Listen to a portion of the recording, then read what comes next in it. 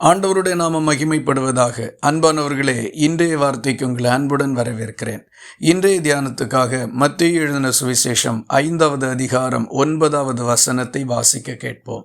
சமாதானம் பண்ணுகிறவர்கள் பாக்கியவான்கள், அவர்கள் தேவனுடைய புத்திரர் எனப்படுவார்கள்.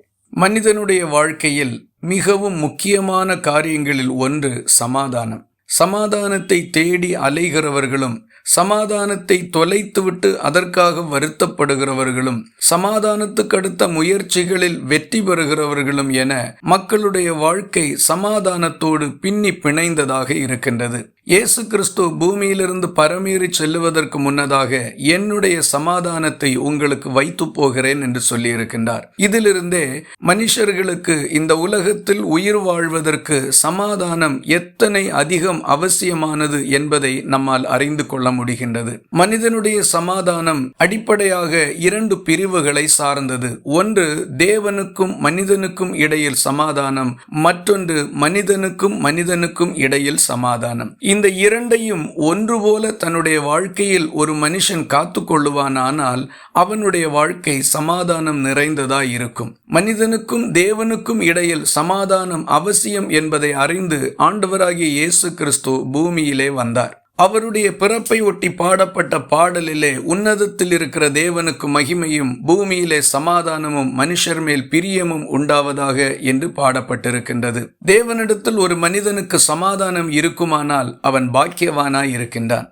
அதுபோல மனிதர்கள் ஒருவருக்கொருவர் சமாதானத்தோடு வாழ வேண்டும் என்றும் வேதம் சொல்லுகின்றது. நாம் வாசிக்க கேட்ட வசனத்தில் சமாதானம் பண்ணுகிறவர்கள் பாக்கியவான்கள், அவர்கள் தேவனுடைய புத்திரர் எண்ணப்படுவார்கள் என்று குறிப்பிடப்பட்டிருக்கின்றது.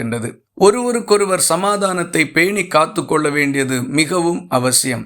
நம்முடைய நண்பர்கள், உறவினர்கள், அறிமுகமானவர்கள் என்று ஒருவருக்கொருவர் மனத்தாங்கல்கள் இருக்குமானால் அதை நாம் முன்னின்று சரி செய்து ஒருவரோடொருவர் சமாதானம் உள்ளவர்களாய் வாழுவதற்கு உதவி செய்ய வேண்டும்.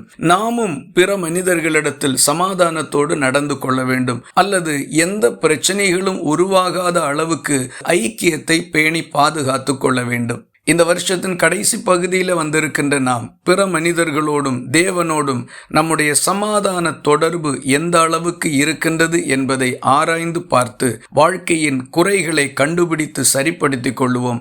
சமாதான வாழ்க்கைக்கு புதிய வழிகளை கர்த்தர் திறந்து கொடுப்பார். இந்த வார்த்தைகள் இந்த நாள் முழுவதும் உங்களுக்கு ஒரு ஆசீர்வாதமாய் இருப்பதாக. ஜெபிக்கலாமா? எங்களை நேசிக்கிற அன்பு நிறைந்த நல்ல ஆண்டவரே, நாங்கள் உம்மை நன்றியோடு துதிக்கிறோம். எங்கள் வாழ்க்கையில் சமாதானத்தை மிக முக்கியமான ஒன்றாக கண்ட நீர் எங்களுக்கு சமாதானத்தை வைத்து போயிருக்கிறீர். பிற மனிதர்களோடும் உம்மோடும் நாங்கள் சமாதானமாய் வாழ அறிவுரை தந்திருக்கிறீர். உமக்கு ஸ்தோத்திரம். இதை கடைபிடித்து வெற்றி வாழ்க்கைக்கு முன்னேற எங்களுக்கு உதவி செய்தருளும். ஜெபத்தை கேட்டதற்காக ஸ்தோத்திரம். இயேசு கிறிஸ்து மூலம் வேண்டிக் கொள்கிறோம் எங்கள் அன்புள்ள நல்ல பிதாவே. ஆமேன். கர்த்தர் தாமே உங்களை ஆசீர்வதிப்பாராக.